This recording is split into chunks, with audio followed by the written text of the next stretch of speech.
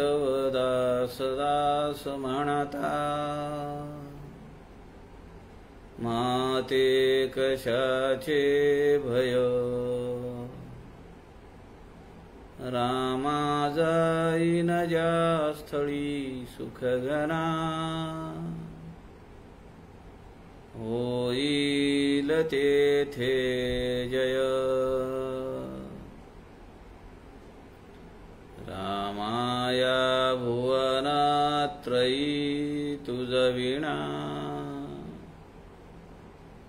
नाही तुझा तारक, रामा तू सकलार्थ पूर्ण करीशी, तू तात मी बालक, सुखा सारिखे पूर्ण वैराग्य ज्याचे, वसिष्ठापरी ज्ञान योगेश्वराचे,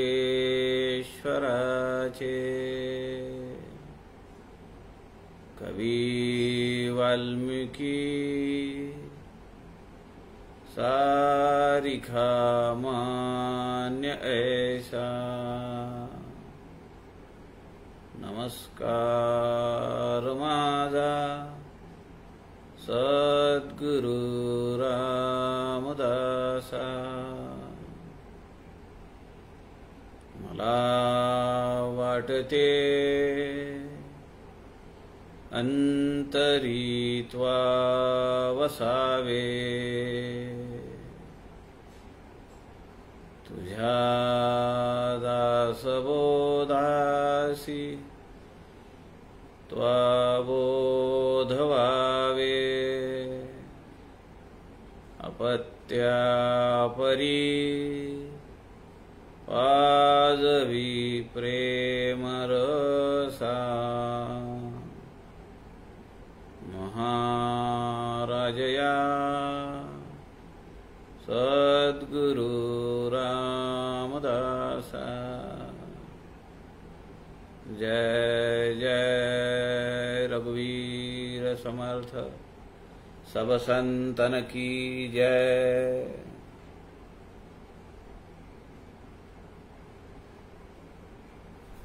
सज्जन हो नमस्कार। सद्गुरु समर्थ रामदास स्वामींच्या वाङ्मयाचा प्रचार प्रसार व्हावा म्हणून संत समागम या लाईव्ह फेसबुक पेजचे सूत्रधार आदरणीय प्रवीणजी शास्त्री दिवाकर यांनी हे व्यासपीठ आपल्याला उपलब्ध करून दिलेलं आहे। आपण सध्या 21 समासी अर्थात जुना दासबोध याचं चिंतन करण्याचा अभ्यास करण्याचा प्रयत्न करतो आहोत। या 21 समासी दासबोधातील 6वा समास वैराग्य लक्षण या समासातील 50 ओव्यांपर्यंत काल आपण त्यावर चिंतन केलं। समर्थ रामदास स्वामी आपल्याला हे पटवून देत आहेत अनेक दृष्टांताद्वारे, अनेक उदाहरणं देऊन की जीवनामध्ये आपलं विहित कर्म आपण केलं पाहिजे, ते सोडून चालणार नाही।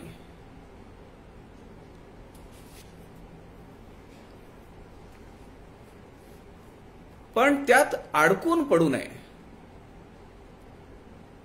त्यात गुंतून राहू नये। प्रापंचिक आयुष्य जगताना, संसारिक आयुष्य जगताना आपण भगवंताचं नामस्मरण केलं पाहिजे, नवविधा भक्ती केली पाहिजे, त्यातल्या एखाद्या भक्तीमध्ये आपण पारंगत होण्याचा प्रयत्न केला पाहिजे. आणि जोपर्यंत या दृश्य विश्वाचं मिथ्यत्व लक्षात येत नाही तोपर्यंत माणूस त्यातून डिटॅच होत नाही. म्हणून समर्थ आम्हाला त्यातलं मिथ्यत्व पटवून देतात. हे किती नाशिवंत आहे, हे किती फोल आहे, हे किती खोटं आहे, अशी अनेक उदाहरणं देऊन समर्थ आम्हाला या ठिकाणी हे सगळं पटवून देत आहेत. समर्थ म्हणतायत की आयुष्यभर ज्या कुटुंबातल्या सदस्यांसाठी भगवंताला विनमुख होऊन तू राब राबलास त्यातलं काहीही तुझ्यासोबत येणार नाही. काय येईल तर भगवंताची केलेली प्रार्थना, भगवंताची केलेली वंदना, अर्चन भक्ती, श्रवण भक्ती, जे केलं असेल तेच सोबत येईल. समर्थ असंही म्हणतात की अरे तू किती आतापर्यंत पुनरावृत्ती भोगल्या, आतापर्यंत किती जन्म झाले तुला माहिती आहे का? आम्हाला माहिती नाही. अहो आम्हाला 2 वर्षाखाली 5 वर्षाखाली काय झालं ते लक्षात येत नाही. मागच्या जन्माचं काय समजणार आहे? पण असं आहे की ते संस्कार मात्र काही सूक्ष्म अंशाने आमच्या सगळ्या पुढच्या जीवनामध्ये ते अधूनमधून प्रकट होतात. उदाहरण धरून चला, मी कुणाला लाथ मारली तर नक्की मी मागच्या कधीतरी कुठल्या तरी जन्मामध्ये गाढव घोडा होतो. मी कुणाला चावलो, हा सूक्ष्म संस्कार आहे त्या जन्माचा. मी कधीतरी कुत्रा होतो. अशा अनेक जन्मांचे सूक्ष्म संस्कार घेऊन आणि ते संस्कार वाढत वाढत वाढत वाढत आपली पुढे पुढे पुढे पुढे आपण जात असतो. त्यात वाईटही आहे आणि चांगलंही आहे, दोन्ही गोष्टी आहेत. बँकेमध्ये गेल्यानंतर आपल्याला आपल्या खात्यावर लोन किती आहे आणि क्रेडिट किती आहे, बँकेमध्ये जमा किती आहे, हे दोन्ही गोष्टी समजतात. तसं आहे. समर्थ म्हणतात अरे आतापर्यंत किती जन्म घेतले, तुझे आई वडील भाऊ बहिणी सुना जावई नातू पंतू हे सगळे जर एका ओळीने उभे केले तर समर्थ या ठिकाणी म्हणतायत स्त्री कन्या पुत्र होती लक्षान लक्ष. त्याचा काही अंदाज आहे का? इथपर्यंत आपण काल पाहिलं होतं. या समासातल्या पुढच्या ओव्या आपण ओवी क्रमांक 52 पासून पुढच्या ओव्यांचा विचार करू. श्रीराम समर्थ. श्रीराम. कर्मयोगे सकळ मिळाली, एके स्थळी जन्मास आली, ते तुवा आपुली मानिली, कैसिरे पडत मूर्खा. श्रीराम. तुझे तुझ नव्हे शरीर, तेथे इतरांचा कोण विचार, आता एक भगवंत साचार, धरी भावार्थ बळे. श्रीराम. कर्मयोगे सकळ मिळाली, एके स्थळी जन्मास आली, ते तुवा आपुली मानिले, कैसी रे पडत मूर्खा. समजा मागच्या जन्मीचा जर माझा जन्म, मागच्या जन्मी जर मी डुक्कर असेल, पाल असेल, असं काहीतरी असेल आणि ती सगळी त्यांची पिलावळं ती जर आत्ता आणून माझ्यासोबत ठेवली तर कसं वाटेल? मी परवा आपल्याला बोलताना म्हणालो की एखाद्या कार्यक्रमाला आपण जातो, आपल्या जवळचे मित्र, नातेवाईक सगळे जमा होतात. आपण सगळे एक कुटुंब म्हणून त्या ठिकाणी राहतो. कार्यक्रम 2 दिवस, 3 दिवस, 4 दिवस, 5 दिवस चालतो. त्यानंतर मग घरी जायची वेळ येते. मग जेव्हा एक कुटुंब म्हणून आपण एकमेकाबद्दल एवढा प्रेम स्नेह दाखवला, 4-5 दिवसानंतर आपण आपल्या वाटेने निघून जातो. कुणी बसने जाईल, कुणी रेल्वेने जाईल, कुणी गाडीने जाईल, कुणी विमानाने जाईल, कुणी पायी पायी जाईल गावात असेल तर. प्रत्येक जण ज्याच्या त्याच्या घरी जातो. आता थोड्या घरी गेल्यानंतर पुन्हा आपलं प्रपंच आहे, आपला कुटुंब आहे. पण 4 दिवसाखाली आम्ही आमचं एक कुटुंब म्हणून, आमच्या एक जिव्हाळ्याचे लोक म्हणून एकत्र राहिलो होतो, ते आता आमच्या सोबत नाहीये तर आम्हाला वाईट वाटतं का? रडायला येतं का? नाही. असा दृष्टांत समर्थ आमच्या जीवनाला देत आहेत.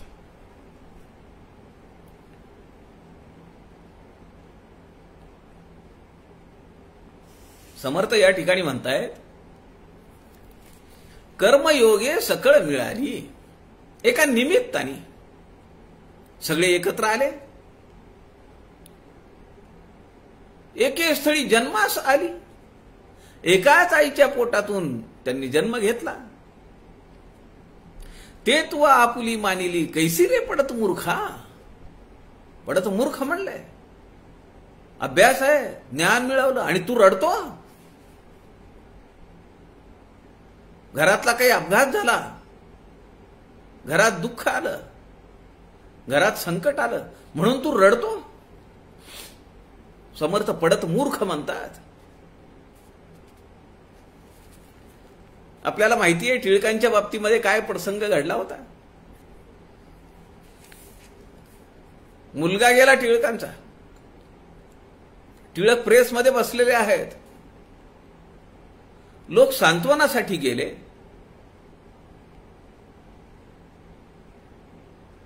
वाईट झालं म्हणाले, असं झालं तसं झालं. लोकमान्य टिळक म्हणाले, गावची होळी पेटलेली आहे. प्लेगनी गेला मुलगा, गावची होळी पेटलेली आहे. प्रत्येक घरातून गौरी गेली पाहिजे. आमच्या घरातून एक गौरी गेली. रेल्वेमध्ये आम्ही बसतो, आमचं तिकीट संपलं की त्या गावाला आम्ही उतरतो. उतरावं लागतं. मग त्या रेल्वेमध्ये आम्ही भले 2 दिवस 3 दिवस प्रवास केलेला असेल, त्या सगळ्या माणसांचा निरोप घेताना आपल्याला थोडं वाईट वाटतं. अरे छान टीम झाली होती आपली, छान ग्रुप बनला होता, आता निघावं लागतंय. पण रडत बसतो का? होणार तैसे होत जात, प्रपंची झाला आघात. डळमळीना ज्याचे चित्त, तो सत्वगुण. समर्थांनी सत्वगुणाची व्याख्या करताना हा विचार दिलाय. आमचं चित्त डळमळतं का? आम्ही धायमुखलून रडतो का? देह आहे, मन आहे, भावना आहे. ठीक आहे, वाईट वाटणार. आपण काही एवढे निस्संग नाहीये. पण किती दिवस एखाद्या गोष्टीचं दुःख करायचं, याचा विचार समर्थ म्हणतायत. तू जर असं नाही केलं तर पडत मूर्ख आहे. सगळं माहिती आहे, सगळी विद्या आहे, अनेक ग्रंथांचा अभ्यास आहे, तरीही तू मूर्ख आहेस. विद्या उदंड शिकला, प्रसंगमान चुकत गेला. तये विद्येला कोण पुसे श्रीराम. खूप शिकलाय, खूप डिग्र्या आहेत. कुठे कसं बोलावं, कुठे कसं चालावं, कुठे कसं लिहावं हे जर समजत नसेल, काय अक्कल कामाची येते? तुझे तुझ नव्हे शरीर, तेथे इतरांचा कोण विचार. आता एक भगवंत साचार, धरी भावार्थ बळे श्रीराम. ज्या इंद्रियांच्या बळावर, ज्या शक्तीच्या बळावर आत्तापर्यंत उड्या मारल्या, शेखी मिरवली, मिजाज केली, वृद्ध काळामध्ये, वृद्धावस्थेमध्ये ते काही कामाला येत नाही. अनेक मल्लांना हरवलेलं असतं कुस्तीमध्ये, पण गात्र गलित झाली. ज्या वेडकोळ्या काढल्या पिंडरीमध्ये, दंडामध्ये, ते सगळे चिरकुटासारखे होऊन जातात. समर्थांनी वर्णन केलेलं आहे. कातडी कशी लोंबते म्हणाले, चिरकुटासारखे. जीर्ण झालेलं वस्त्र कसं लोंबतं त्याप्रमाणे. आपल्या शरीरावर विश्वास नाहीये. आपलं शरीर आपल्या काबूत नाहीये.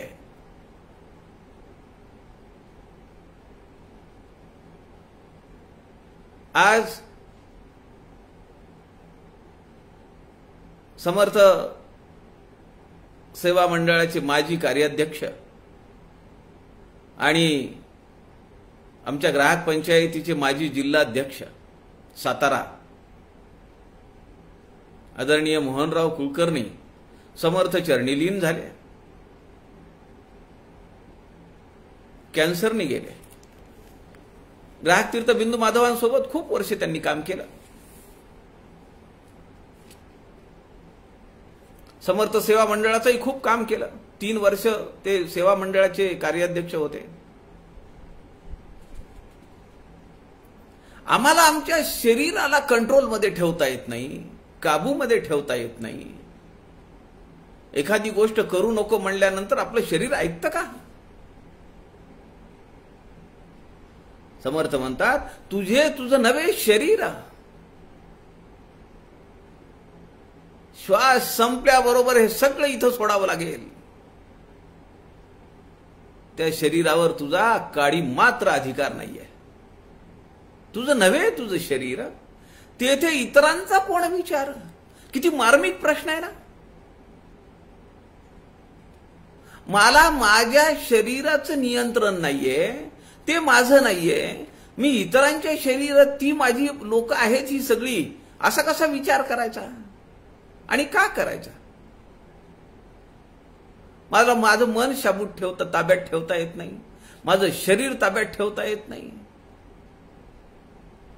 सगळं खाणं पिणं सगळं चांगलं असताना सुद्धा मला आजार होणार नाही याची शाश्वती मला नाही देता येत. तेथे इतरांचा कोण विचार? आता एक भगवंत साचार. अशा परिस्थितीमध्ये तू काय कर? केवळ भगवंताला शरण जा. तोच तुझा तारण करताय, तोच तुझा तारणहार आहे. त्याला धरी भावार्थ बळे. कशाच्या बळावर धर? भाव म्हणजे श्रद्धा. त्याच्या बळावर त्याला धरून ठेव.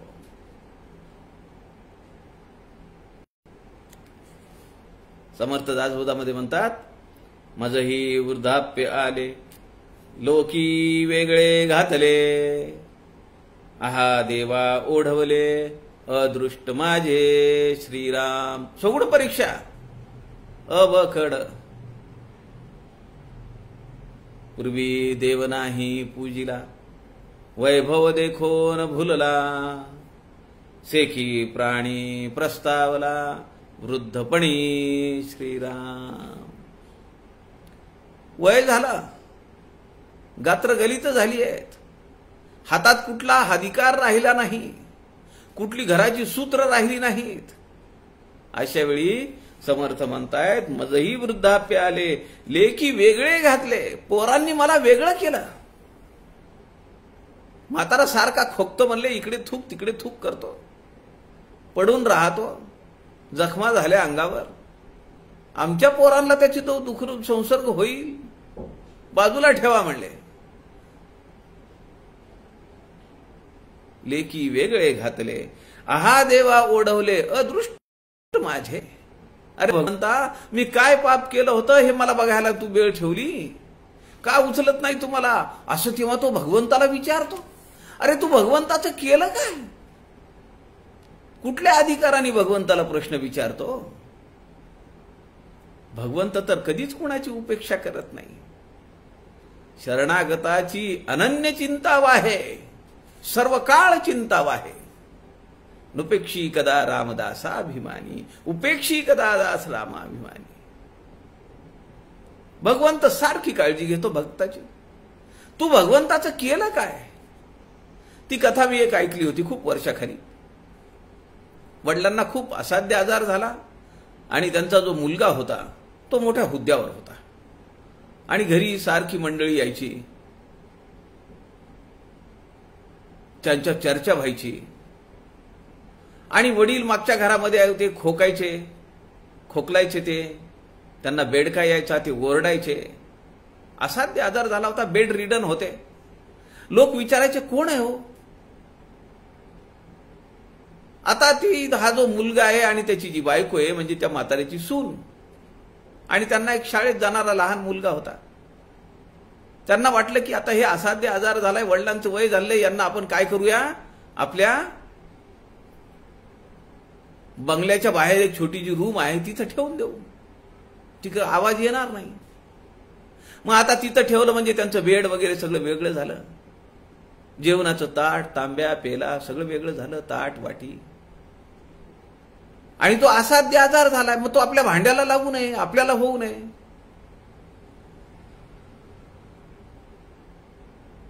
काही दिवसानंतर ते भांड खराब झालं.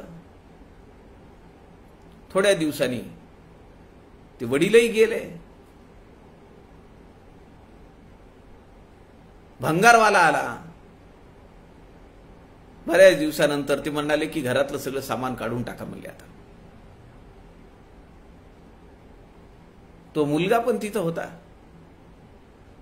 ते भंगारवाल्याला देताना ते खराब झालेलं भांड, फुटलेलं भांड ते पाहून तो मुलगा म्हणाला, बाबा मी तुमच्यासाठी चांगल्या क्वालिटीची भांडी देईन तुम्हाला. वडिलांनी चमकून पाहिलं मुलाकडे. तो म्हणाला, हो काय झालं? आजोबांना तुम्ही जी भांडी दिली ती कमी प्रतीची होती, त्याला छिद्र पडली. तुम्ही जेव्हा म्हातारे व्हाल तेव्हा मी तुम्हाला चांगल्या क्वालिटीची भांडी देईन. आता डोळे उघडले, पण उपयोग काय? वडील तर गेले निघून. समर्थ या ठिकाणी म्हणतायत, पूर्वी देव नाही पूजिला, वैभव देखो न भुलला.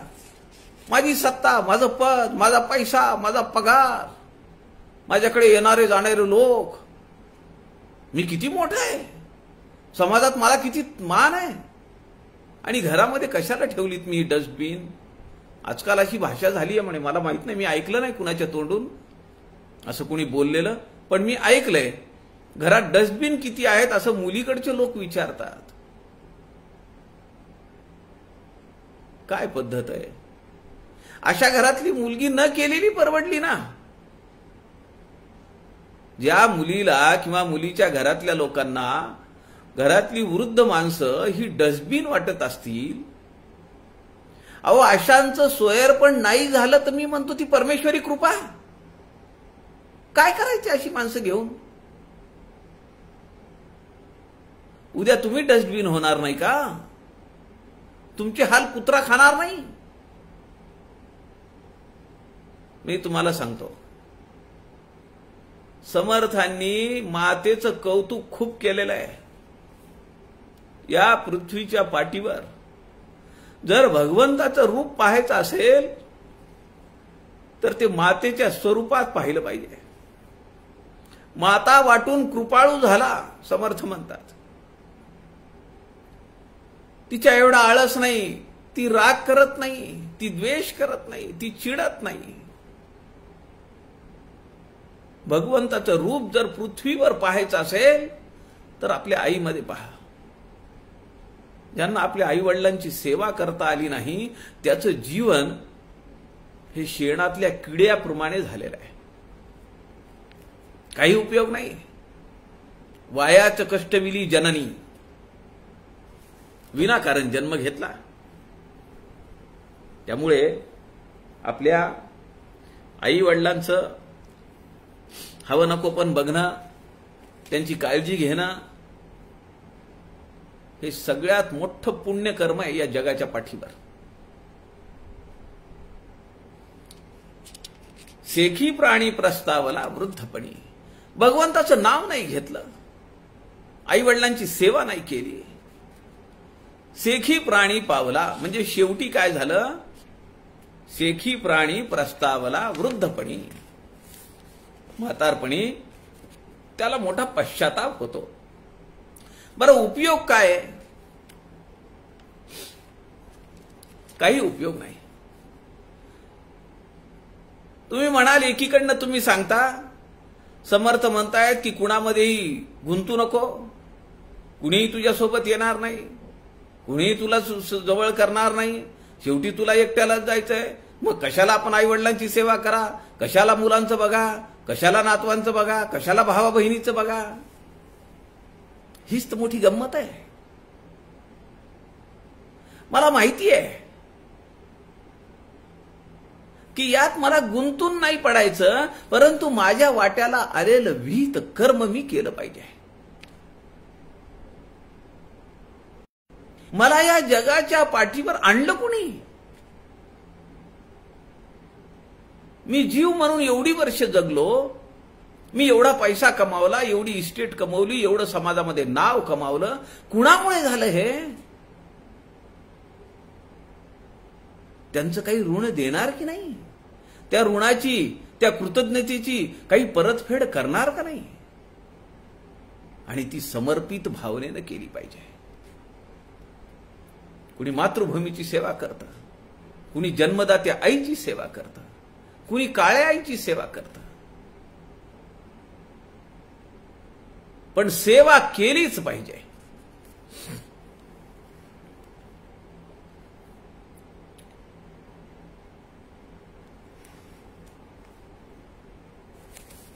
त्या उपकार नावाचा एक चित्रपट होऊन गेला, आपण सगळ्यांनी पाहिला असेल, खूप गाजला तो. त्यामधल्या काही ओव्या आहेत. कसमे वादे प्यार वफा, सब बातें है बातों का क्या. घेतलेल्या शब्दा आणा, हे सगळं जे आहे याला काहीही अर्थ नाही. कसमे वादे प्यार वफा, सब बातें है इन बातों का क्या. कोई किसी का नहीं रे झूठे, नाते है नातों का क्या. जसं समर्थ म्हणतात, किती पुनरावृत्ती भोगल्या, किती जन्म झाले, ती सगळी नातेवाईक आमचे प्रत्येक जन्मातले वेगवेगळ्या योनीतले नातेवाईक जर आणून गोळा केले आणि घरात आणून ठेवले तर कसं होईल आपलं. कोई किसी का नहीं रे झूठे, नाते है नातों का क्या. देते हैं भगवान को धोखा, इंसा को क्या छोड़ेंगे. दुनिया वाले तेरा बनकर तेरा ही दिल तोडेंगे. फार त्यांच्यावर डिपेंडंट असून उपयोग नाही. कुणीही आपल्याला किती जवळचा मानतो, त्याने आपल्यासाठी काय केलं पाहिजे, त्याने आपल्यासाठी कसं सेवा दिली पाहिजे, किंवा आपल्या त्याच्याकडनं अपेक्षा काय ठेवायच्या, हे आपल्याला समजलं पाहिजे. का कुणावर उसरामा करायचा. एवढ्या वर्षानंतर मी त्यांच्याकडे गेलो, त्यांनी साडी सुद्धा नाही केली. मी एवढं त्यांना आज आहेर दिला, त्यांनी माझं कौतुक नाही केलं, मला वस्त्र नाही दिली, मला काय रिटर्न गिफ्ट पण नाही दिली. अरे तुम्ही रिटर्न गिफ्ट साठी गेले होते का, साडीसाठी गेले होते का, कपड्यांसाठी गेले होते का. तुम्ही तर द्यायला गेले ना काही, त्याच्यातला आनंद तुम्हाला नाही घ्यायचा. त्या आनंदापेक्षा त्यांनी काही दिलं नाही म्हणून ते दुःख चगळत बसायचं का. आमचं जीवन असं व्यर्थ जात आहे. आजपासून आपण लक्षात ठेवलं पाहिजे, जे आपल्या मनाला वाटतं, जे आपल्याला द्यावं वाटतं, ते देऊन मोकळं व्हायचं. त्यांनी काय केलं, ते विकलं का, तोडून मोडून खाल्लं का, अजून तिसऱ्याला देऊन टाकलं, त्याच्याशी काही घेणं देणं नाही. किंवा आपण एखाद्याला खूप वर्ष काही सेवा केली, मदत केली त्याच्या बदल्यामध्ये त्यांनी आपल्याला काही दिलं नाही, त्याचं दुःख का मानायचं.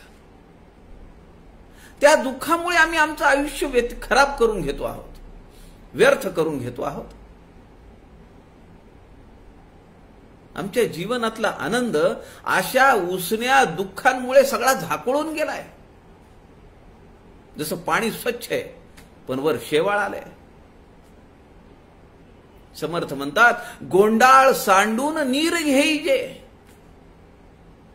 गोंडाळ म्हणजे शेवाळ. त्या शेवाळावर जाऊ नको. ते शेवाळ बाजूला कर. खाली स्वच्छ पाणी आहे. गोंडाळ सांडून नीर घेईजे. तसं आयुष्यातले उसण खाजून काढलेली खरूज नका. ती बसू देत नाही मग शांतपणे. ती अंगाला लागूच द्यायची नाही. जे जे आम्ही करू, भले ते आम्ही संघटनेत करू, समाजासाठी करू, आमच्या प्रपंचातल्या सदस्यांसाठी करू, बायकोसाठी करू, नवऱ्यासाठी करू, आईसाठी करू, वडिलांसाठी करू, मुलांसाठी करू, सुनेसाठी करू, जावयांसाठी करू, कुणासाठी करू, करून मोकळं व्हायचं. विसरून जा. जीवनात जर सुखी व्हायचं असेल तर हे केलं पाहिजे. एवढा मोठा आहेर घेऊन गेलो, एवढे वस्त्र दिले, त्यांना कपडे दिले, त्यांनी आम्हाला निघताना काही गिफ्ट सुद्धा दिली नाही हो. अरे त्या गिफ्टसाठी तुम्ही हे सगळं केलं का? मनात आला होता का विचार सुरुवातीला? मला सांगा ना. कुणाकडे मुंज असते, लग्न असतं, वास्तू असते, आपण घेऊन जातो काही. तोपर्यंत काही मनामध्ये विषाद आहे का? काही नाही. पण आम्ही बघतो की परत निघणाऱ्या लोकांना ते जेव्हा सांगत असतात मी निघतोय बरं का आता, तेव्हा ते पिशव्या देतात. त्यांच्याकडे पॅक केलेल्या पिशव्या असतात, त्यामध्ये गिफ्ट आहेत, आणि ती आम्हाला दिली नाही म्हणून आम्ही दुःखी कष्टी होतो.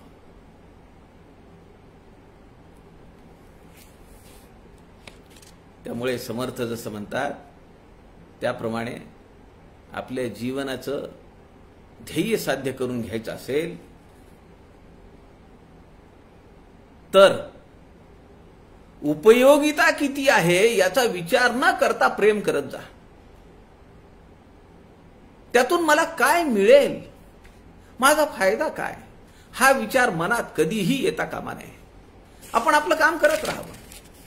समोरचा माणूस आपल्याशी वाईट वागत असला तरी आपण त्याच्याशी मुद्दाम होऊन वाईट वागू नये.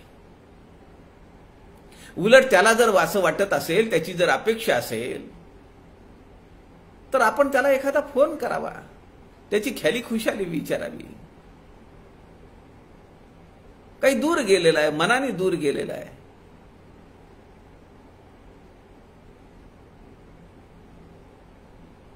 काहीतरी बिघडलं, बिनसलं, काय हरकत आहे एखादा फोन करायला?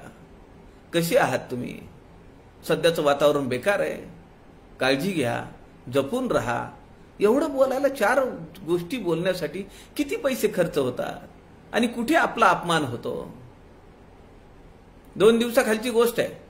आमच्या ग्राहक चळवळीतल्या एका कार्यकर्त्यांनी मला सांगितलं की ते म्हणाले असं असं आहे आणि ते दूर गेलेत आपल्यापासून, रागावलेले आहेत, चिडलेले आहेत, पण अशा परिस्थितीत सुद्धा त्यांना अपेक्षा आहे की तुमचा एखादा फोन त्यांना जायला पाहिजे. म्हणलं काय हरकत आहे? लगेच फोन केला. त्यांनी मोठ्या कौतुकाने फोन उचलला. 10-1 मिनिटांचं बोलणं झालं.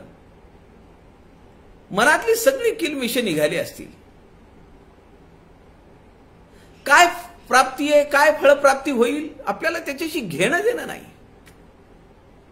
काय फायदा होईल मला व्यक्तिशः किंवा संघटनेला, त्याचा विचार म्हणून, त्याचा विचार करून फोन नाही केलेला. पण मला खंत वाटली की का नाही सुचलं आपल्याला, का नाही आपण बोललो. आपल्याला कुणीतरी सांगावं लागतंय. म्हणजे अजूनही आपला अहंकार किंवा आपल्या मनातली तेढ गेलेली नाहीये. आमच्या जीवनामध्ये असे किती प्रसंग आहेत. आमच्या मित्राच्या बाबतीत घडतं, नातेवाईकांच्या बाबतीत घडतं, आणि आम्ही तेच कुरवाळत बसतो. समर्थ पुढे म्हणतात, एका दुर्भरा कारणे नाना नीचांची सेवा करणे, नाना स्तुती आणि स्तवने मर्यादा धरावी. श्रीराम जो अन्न देतो उदरासी, शरीर विकावे लागे त्यासी, मा जेणे घातले जन्मासी, त्यासी कैसे विसरावे. श्रीराम. किती मार्मिक प्रश्न आहे समर्थांचा. समर्थ म्हणतायत एका दुर्भरा कारणे, पोटाची खळगी, 4 इंचाची पोटाची खळगी भरण्यासाठी नाना नीचांची सेवा करणे. मनात नसेल तरी आपण नोकरी करतो का नाही? आपल्याला पटत नाही. मॅनेजमेंट पटत नाही, कंपनी पटत नाही, नोकरी पटत नाही, साहेब पटत नाही, पण मनात नसताना ती नोकरी आम्हाला करावी लागते, मनात नसताना त्याचं काम करावं लागतं. कारण काय? पापी पेट का सवाल है. काय पापी पेट का सवाल है? पेट जर पापी असेल तर मग तू कोण आहेस? पापीच आहे ना. समर्थ म्हणतात त्या पोटाची खळगी भरण्यासाठी नको नको ती सेवा तुला करावी लागते, नको नको ते काम करावं लागतं, नको नको त्याच्या हाताखाली तुला राबावं लागतं. भगवंताला का जवळ नाही करत? भगवंताच्यावर का विश्वास नाही ठेवत?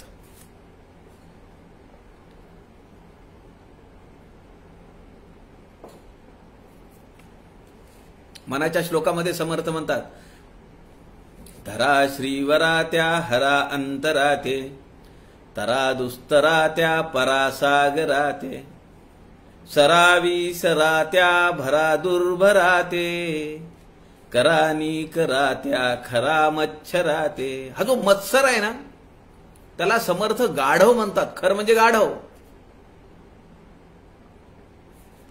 धरा श्रीधरा त्या हरा अंतराते. भगवंताला तुम्ही एवढं घट्ट धरलं पाहिजे की त्याच्यातलं आणि आपल्यातलं अंतर संपलं पाहिजे.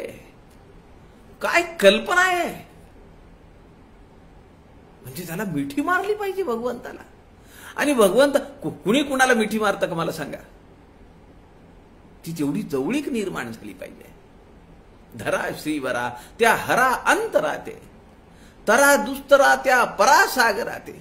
त्याला एकदा मिठी मारली, त्याला जर जवळ घेतलं, तो आपल्याला कडेवर बसवतो आणि दुस्तर पार करून नेतो. तरा दुस्तरा त्या परासागराते, खरा विसरा सरा विसरा त्या भरा दुर्भराते. ही ओवी महत्वाची आहे. हा चरण महत्वाचा आहे आत्ताच्या ओवीसाठी. समर्थ म्हणतायत, एका दुर्भरा कारणे नाना नीचांची सेवा करणे. ही पोट भरण्यासाठी म्हणून तू किती काय काय वाईट कर्म करशील मनात नसताना. या मनाच्या श्लोकामध्ये समर्थ म्हणतायत, सरा विसरा त्या भरा दुर्भराते. कितीही भरलं तरी जे दुर्भर आहे, दुर्भराते म्हणजे काय? जे भरल्या भरत नाही. आता अकंठ जेवण केलंय, रस पोळी खाल्लीये, भजी खाल्लीये, चोपून जेवण केलंय, 5-6 वाट्या रिचवल्या. आता समोर मला पळी जरी रसाची आली तरी मला ढचमळायला लागेल. संध्याकाळी 5-6 वाजता चहा सोबत 2 बिस्किट मिळाली तर नाकू म्हणतो का कोणी? किंवा संध्याकाळी रस आज खूप केला होता, उरली का एखादी वाटी, असा मनात विचार येतो का नाही? जे दुर्भार आहे, भरता भरत नाही, समर्थ म्हणतात त्याची चिंता करू नका. अनन्या चिंतयन्तो माम ये जना पर्युपासते तेषां नित्याभियुक्तानम योगक्षेमम वहाम्यहम. अहो त्याची गॅरंटी घेतली आहे ना, त्यांनी गॅरंटी घेतली आहे. ती माझी ड्युटी आहे. भगवंत म्हणतो, जे तुला नाहीये तुझ्याकडे त्याचा योग घडवून देईन मी, ते तुला मिळवून देईन, आणि जे आहे तुझ्याकडे त्याला मी क्षेम ठेवीन. म्हणून समर्थ या ठिकाणी म्हणतात, सरा विसरा त्या भरा दुर्भराते, करा निकरा त्या खरा मत्सराते. मत्सराला खर मानले, गाढव मानलंय. जो अन्न देतो उदरासी, शरीर विकावे लागे त्यासी, माझेणे घातले जन्मासी, त्यासी कैसे विसरावे श्रीराम. कसं काय विसरतो? ज्या भगवंतानी तुला जन्माला घातलं त्याला तू विसरला. जिस यार ने नथ दी उसका सुमिरन बार बार, कबीरजी म्हणतात.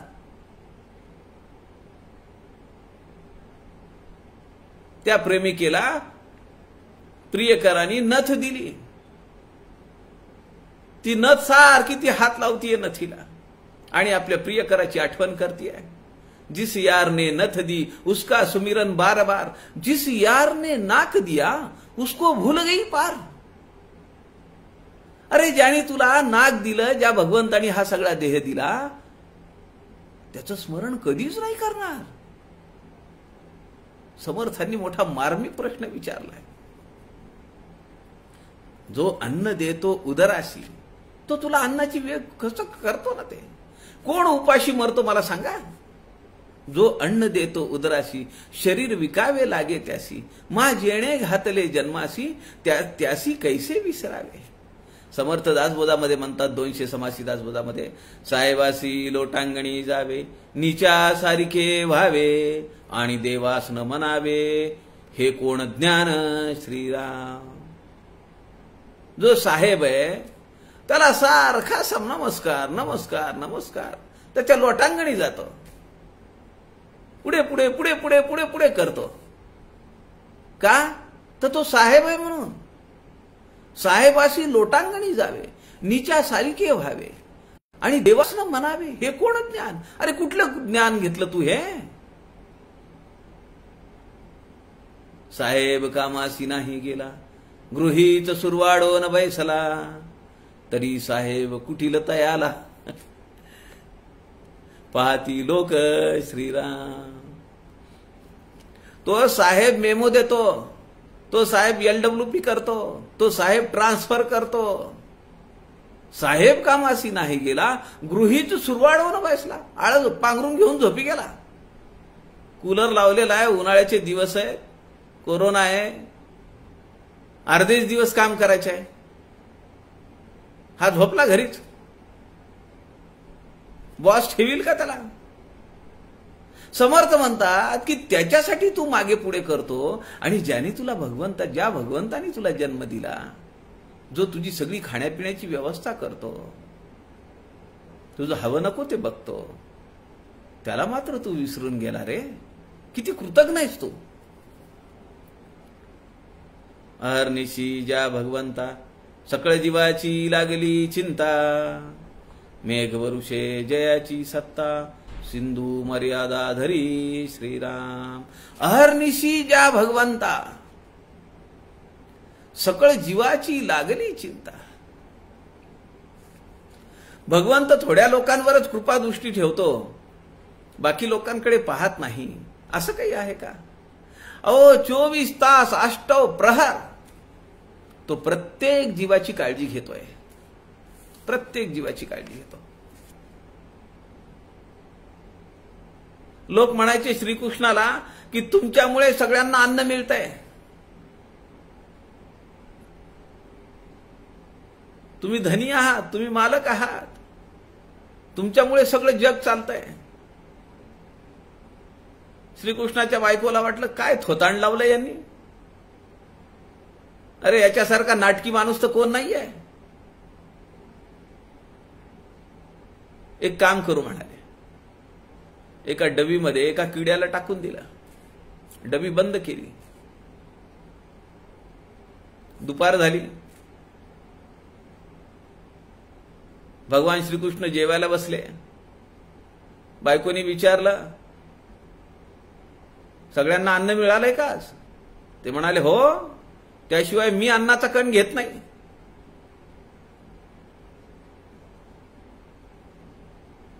ती म्हणाली, बघा. ते म्हणले, तूच बघ, तू कन्फर्म कर, तू खात्री करून घे, मला काही संशय नाहीये. आणि बसली जेवायला. बायकोला वाटलं खरंच काही गडबड आहे का? खात्री करून घेण्यासाठी ती गेली, ती पेटी उघडली, त्यातली डबी काढली, डबी उघडली. आतला जो किडा आहे त्याच्या तोंडामध्ये तांदळाचा दाणा आहे. अहर्निशी ज्या भगवंता, सकळ जीवाची लागली चिंता, मेघ वरुषे जयाची सत्ता, सिंधू मर्यादा धरी. अहो, त्याच्या आज्ञेशिवाय सागराने त्याची मर्यादा धरलीये का?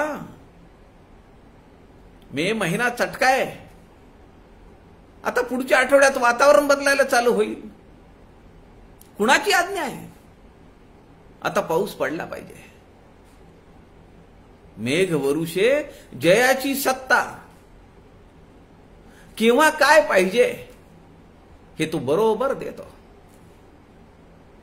फार उगीच आपले ह्या टूरला जा, त्या टूरला जा, इकडे फिर तिकडे फिर, तोंडवर करून निघाले, बसा घरात. त्याचंच दिलेलं आहे, ही भेटही त्याचीच आहे. तो काही वाईट करत नाही.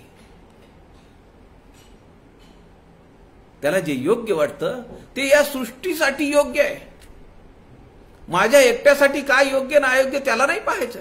त्याला हे सगळं ब्रह्मांड चालवायचं आहे. आपण आपल्या घराचं घर शाबूत राहण्यासाठी आपण एखाद्या सदस्याला आपण ताडण करतो. काही निर्णय घ्यावे लागतात. त्याला वाईट वाटतं का नाही? त्याला वाईट वाटणार. त्याला वाटणार की माझ्याकडे दुर्लक्ष केलं यांनी, माझ्यावर यांनी अन्याय केलाय. पण त्याच्या पाठीमागची काहीतरी भावना असते, त्याच्या पाठीमागं काहीतरी नियोजन आहे. कारण त्याला घर चालवायचं आहे. मेघवरुषे जयाची सत्ता, सिंधू मर्यादा धरी, भूमी धरली धरा धरे, प्रगट होई जे दिनकरे, ऐसी सृष्टी सत्ता मात्रे, चालवी जो का श्रीराम. सूर्य वेळेवर उगवतो, चंद्र वेळेवर उगवतो, सूर्यास्त वेळेवर होतो. या सगळ्या गोष्टी कुणाच्या सत्तेवर चालतात? मला सांगा, हा नियम आहे का नाही विज्ञानाचा? कुठलीही क्रिया कर्त्याशिवाय होत नाही. कुठलीही क्रिया आपोआप काहीही होत नाही. ते दादा कोंडकेंच्या पिक्चरमध्येच होतं आपोआप. सृष्टीमध्ये काही आपोआप होत नाही.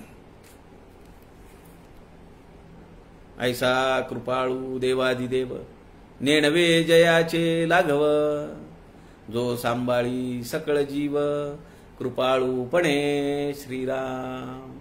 समर्थ म्हणतायत, ऐसा कृपाळू देवादिदेव, नेणवे जयाचे लाघव.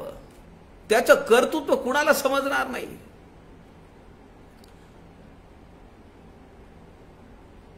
जो सांभाळी सकळ जीव, कृपाळूपणे सगळ्या जीवांचा तो सांभाळ करतो. समर्थ दासबोधामध्ये म्हणतात, सख्य देवाचे तुटेना, प्रीती देवाची विठेना, देव कदा पालटेना, शरणागतासी श्रीराम. देवकृपेचा सागरू, देव करुणेचा जळधरू, देवासी भक्तांचा विसरू, पडणार नाही श्रीराम. अहर्निश अहर्निश ज्या भगवंता, सकळ जीवांची लागली चिंता.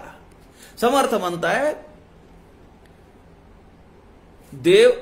देवासी भक्तांचा विसरू पडणार नाही, देव कदा पालटेना शरणागतासी. एवढंच नव्हे, समर्थ पुढे म्हणतात, देवभक्त कोणे वधिला, कधी देखिला ना ऐकिला, शरणागतास देव झाला, वज्रपंजरू श्रीराम. जो अनन्य भावाने त्याच्याकडे शरण जातो तो त्याचं रक्षण करतो. तो कैवारी आहे, तो त्याचं सगळं बघतो. आणि म्हणून फक्त कुठे आम्ही कमी पडतो, आमची अनन्य शरणागतता आमची कमी पडतीये. नाहीतर तो आम्हाला कधीही अवेअर करत नाही. आमचं सगळं तो पाहतो. तो आमचा कैवारी आहे. समर्थ एका अभंगामध्ये म्हणतात, कैवारी हनुमान आमुचा, कैवारी हनुमान. पाठी असता तो जग जेठी, पाठी असता तो जग जेठी, वरकड काय गुमान, कैवारी हनुमान अमुचा, कैवारी हनुमान. नित्य निरंतर रक्षिणाना परी, नित्य निरंतर रक्षिणाना परी, धरुनिया अभिमान, कैवारी हनुमान अमुचा, कैवारी हनुमान. द्रोणागिरी करी घेऊनी आला, द्रोणागिरी करी घेऊनी आला, लक्ष्मण प्राण प्रधान अमुचा, कैवारी हनुमान. दासानुदासा हा भरवसा, दासानुदासा हा भरवसा वाहतसे त्याची आण कैवारी हनुमान अमुचा कैवारी हनुमान. राम म्हणताय कैवारी आमचा हनुमान आहे. हनुमंता तुझं मी जन्मोजन्मी तुझे तरी मी कृतज्ञता व्यक्त करायला गेलो तरी मी तुझ्या पुढे तुला मी पुरा पडणार नाही. एवढे तू माझ्यावर उपकार केलेलेस. राम हनुमंताला म्हणतायत, समर्थ रामाला म्हणतायत. कशी योजना आहे. भगवंत भक्ताचं कधीही उपेक्षा करीत नाही. तो कायम आपल्या भक्ताचं रक्षण करतो. शरणागतास देव झाला वज्रपंजरू समर्थ दासबोधामध्ये सांगतायत. म्हणून आम्हाला जे आहे तर ते भगवंताच्या प्रती त्याप्रमाणे हे ठेवली पाहिजे. पुढे समर्थ म्हणतात, ऐसा सर्वात्मा श्रीराम सांडून धरती विषय काम ते प्राणी दुरात्मे अद्धम केले पावती श्रीराम. रामे वीण जे जे आस तितुकी जाणावी नैराश माझे माझे सावकाश सीणची उरे श्रीराम. ऐसा सर्वात्मा श्रीराम सांडून धरती विषय काम. त्यांच्या जीवनामध्ये नैराश्याशिवाय काही येणार नाही आणि ते प्राणी दुरात्मे अधम केले पावती. अत्यंत अधम गतीला ते जातील. रामे विण जे जे आस, रामाशिवाय माझं काही नाही. माता राम, पिता राम, बंधू राम, सखा राम. नानम जानामी नैव जानम, मी कुणालाही जाणत नाही, केवळ राम. माझे माझे सावकाश सीनसी उरे. काय होईल तू जर या प्रपंचाला आणि या दृश्य विश्वाला जर माझं म्हणशील तर तू अधमगतीला जाशील, तू दुरात्मा होशील आणि तुला या जीवनामध्ये केवळ क्षीण येईल. आनंद सुख कुठंच मिळणार नाही. म्हणून रामाची प्रार्थना करावी, रामाच्या कच्छपी लागावं. लपावे अति आदरे रामरूपी असं समर्थ मनाच्या श्लोकामध्ये म्हणतात. आपल्या सगळ्यांच्या हृदयस्थ परमेश्वराला वंदन करतो. झालेली सेवा समर्थांच्या चरणी अर्पण करतो. जय जय रघुवीर समर्थ.